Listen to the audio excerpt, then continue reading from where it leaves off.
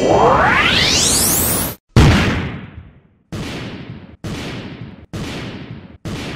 what's going on, you guys? It's your man James, aka JP, back again with the Toy Room, and today we're going to be doing a little bit of a different video. We're going to be doing a how-to slash tutorial slash Arcade1Up modding video. So I'm not really sure what you want to call it, but I have a whole slew of new products here that were sent to me over by Collaboration Nation. Shout out to you. All the links to purchase these products will be in the description down below. But basically, it's a couple of upgraded mod parts for my Arcade1Up cabinets that I have, which I'm actually very excited for, because I've actually never dabbled into the whole modding scene or even doing any upgrades. All of these are completely stock from the way I got them day one. So it's going to be interesting to see how these products change the experience of the gameplay and everything like that, and I'm very excited to see the difference, if any. But like I mentioned, all the links will be down below. Shout out to Collaboration Nation for sending all of these out to me. I'm gonna have close-ups of all these products for you, but we got some new Batt Tops, we got some Octagonal Gates, and we have some tension springs. So all this stuff's gonna be very, very cool. So like I said, I'll have close-ups of everything for you guys. But without further ado, let me go ahead and set the camera up. I don't even know how I'm gonna do this,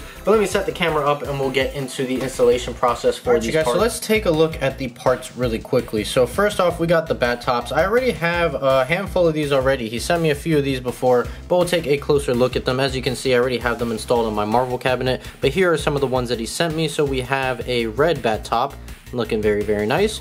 We have a black one. You'll be familiar with this if you have a Final Fight cabinet, pretty much identical to the ones that come on there. Then you have a blue one, which I really like, but the one I'm most excited for is actually this like lime green color. This will go good with the Turtles cabinet as well as this Marvel cabinet, because you can see it pretty much matches up. It's a little bit of a different shade, but not too much of a difference to really bother me. So I am definitely going to swap out the red one on here for this lime green one. Definitely looking forward to that, and I'll show you guys in a second how to do that. Very simple, very straightforward. But as we put those to the side, we also have the Octagonal Gates right here, as you can see, looking very, very nice. So you have 8 ranges of motion right here, whereas these stock ones that come in here only have 4 ranges of motion. So this will be really nice for fighting games, especially give you better range of motion when playing. So that's very nice. And the last thing that we have here, which is going to be very hard to see, but it is the tension strings, which is going to give you better responsiveness, better feedback, and longer lifetime longevity with the joysticks right here. So nothing too special about the way they look. They're just simply springs, but they are going to make a difference gameplay wise. Right, so first thing we're going to do, obviously you're going to want to power off the machine, and then you're just going to want to unscrew the control deck with the 4 screws that you use to install them. You're just going to reverse that, take it out, unplug whatever is connected to here so we can remove this whole piece, and then from there we'll move on to the installation process. Alright, you guys, so now that we have the entire control deck taken out, we're going to go ahead and flip it over on the reverse side, and you're going to see a bunch of screws going all the way around. It's all around here and on the sides as well. You're going to have to take those screws out, so we're going to go ahead and do that right now.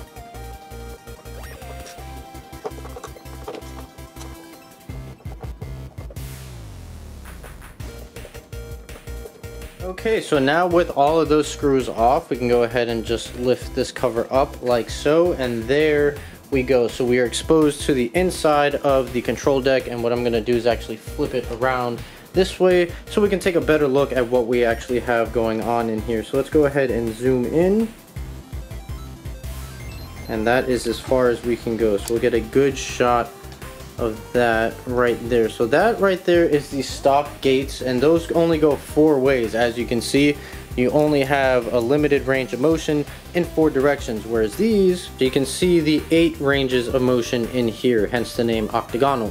So what we're gonna do is go ahead and uninstall those right there, and they simply come off with these little tabs that you have right here. So you're just gonna want to push the tabs in and lift up gently, just to make sure you don't snap anything, but they lift up very simply with the tabs right there. Boom, and they come out just like that. So we can take a look at the difference here. So you can see the upgraded range of motion you're going to get with the joystick, which is just going to make fighting games that much more better, or any games that you're playing. I do want to note that these are only going to work for Wave 2 cabinets and up, so they will not work on the original wave of cabinets like Street Fighter and whatever else, Centipede, Asteroids, whatever came out that has a joystick in Wave 1, these will not work with. Only Wave 2 and up, so Final Fight, the Marvel Marvel cabinet, NBA Jam going forward and whatnot. So that is something you are going to want to keep in mind. Now we are not going to actually install this yet because we do actually have to get the spring out of here. So we're going to go ahead and do that next. All right, so the next step in order to actually get the access to the spring is you're going to have to pop this little piece off right here. Now you can use a flathead screwdriver or just something very, very thin, an X-Acto knife, but you got to be careful that you don't cut yourself. But you do have to pry that loose. So I don't know what I'm actually going to use. Let me look around. This is going to be very difficult to do on camera, so I am going to have to do this off camera, but I do want to show you. You can see this little gap right here in the silver ring. You're going to want to pry something in there, a blade, a knife, or something. Just be careful you don't cut yourself, and you're going to need to just pull it away from this piece right here. So this silver ring that's like in the C shape, in the shape of a moon, you're going to want to pull that back away from this little knob right here. And once you do that, that's what's holding the spring and the housing in place. So you just got to loosen it up, pull it back, you know, away from here with like a knife or something. And then once you do that, just loosen it up and eventually it'll all come off. And just so you guys can see, I already did it on this side right here, but I had to do it off camera. It's very difficult to capture on camera, but that's what that looks like. Alright, you guys, so here is the Arcade1Up stock spring. It's gonna be kind of hard to make out, but then here is the brand new 4-pound tension one that is not wanting to focus because it is so thin. Come on, camera. So you can kind of see that. So it definitely takes me way more force on this, whereas the Arcade1Up one's just very springy. This one requires way more force to push down and whatever. So that should make gameplay way more comfortable and actually make the longevity of this last much longer than these actually would. So let's go ahead and replace the spring. So all we're gonna have to do first is just zoom in. Okay, so as you can see right here, once you take the clip off, this is the part you're going to be left with. So you're going to take this and pull it up, and then you can see the spring is in there. So you're going to pull that spring out and just put the new spring right in there. So come on, camera, there we go. Just going to want to put that new spring in here, or just to make it easier, you can put it right on there and put this over top of it like so. And just make sure it goes all the way down. And then all you're going to want to do is hold this down and then put that clip that you took off earlier, just slide it back on top of this little silver piece sticking out right here, and that is what's going to hold it in place. You are going to need to apply some pressure, so that is why I have some needle nose pliers. So we're going to just stick that there.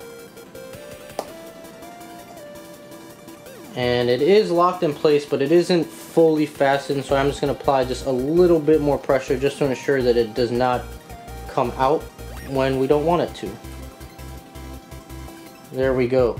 Alright, so that is locked in place. Now let me do the same with the other guys. So about 45 minutes later, I got the other one installed, and it was a pain due to nobody's fault other than my own. One of the joystick came out, and while I was putting the pieces back together, there's this little piece on the inside. It's going to be very hard to see, but it's the bottom part, that little white piece right there on the base. That piece came undone, came on backwards, and I didn't realize that it was backwards. So 45 minutes of me fiddling around with this, trying to figure out why it wasn't going on right. Christina finally figured it out for me, and I was incredibly frustrated. But we're here now. Okay, so the last thing we have is the octagonal pieces, and that's just very simple. It just ports into the spots. You just have to line up the holes with the holes on here. So let's go ahead and do that.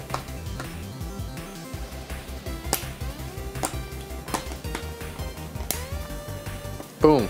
Simple as that. Clicks in very easily. It can only go in one direction too, so you don't have to worry about that. So let me just go ahead and do the other side. Okay, so we're all done. So theoretically, this whole process takes realistically 10 to 15 minutes to do everything. Took me a little longer because I screwed up, but this was a very simple install.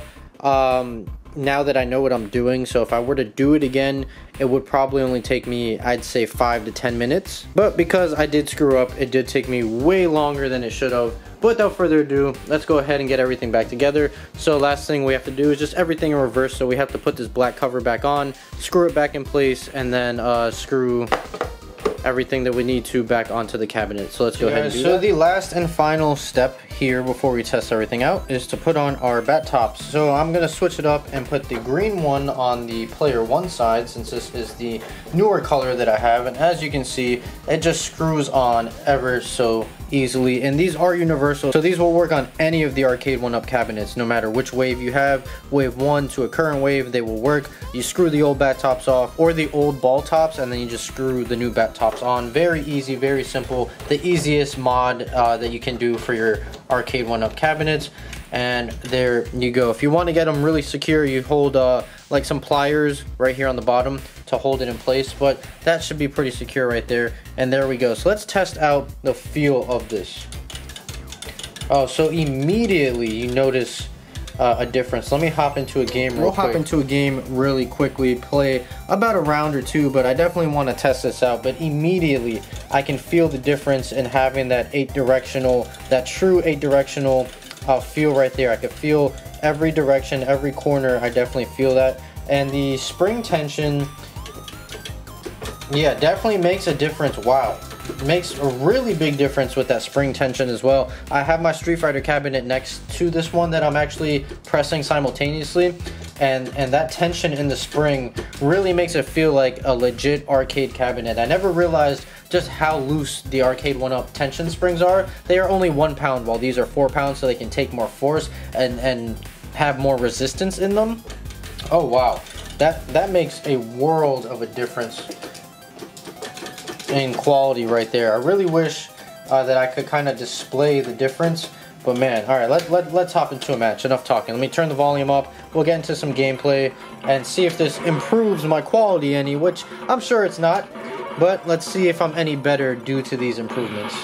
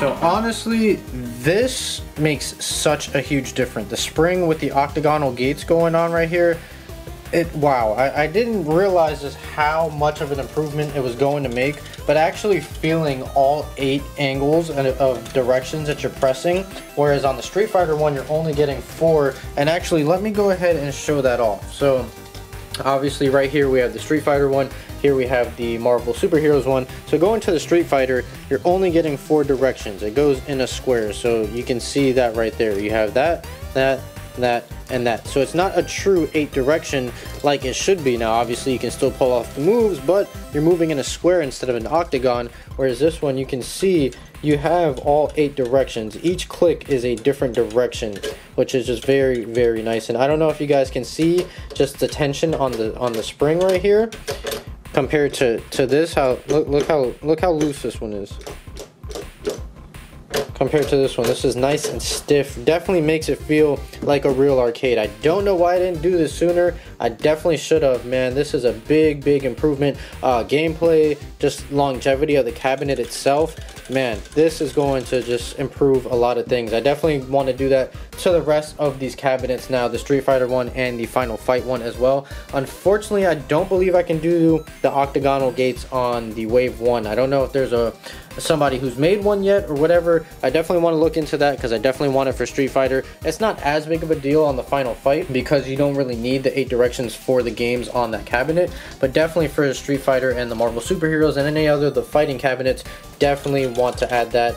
And that spring tension as well, man. Just a big, Alright, guys, so that's gonna do it for this video. I know this video was a little different. Hopefully it was a decent video. I don't really do a lot of these how-tos in this style. I normally have a bigger space to work with, but you know, I was limited to what I had. But I hope you guys enjoyed this video. I definitely recommend the upgrades and mods that I listed in this video. They just make a world of a difference for gameplay wise, just the overall feel of the cabinets and the look of the cabinets with the Batt Tops. Like I mentioned earlier, everything that you need to purchase these will be in the description down below, so make sure you check that out if you're interested. Shout out to Collaboration Nation for sending these out for me to review for you guys. I really appreciate it, and I'm super grateful because I probably wouldn't have done this, just went out and purchased these parts on my own. I don't really know why, but I'm just not big into the modding scene like that. But I am glad you sent over these parts and drastically improved my cabinets for me. So again, super grateful, shout out to you. And I hope you guys enjoyed this video. If you did, make sure you like, comment, and subscribe. Share this video with your friends. Be sure to follow me on Instagram. That link's also in the description down below. I'm gonna go ahead and get on out of here. So as always, guys, stay tuned for more, and I'll see you guys next time.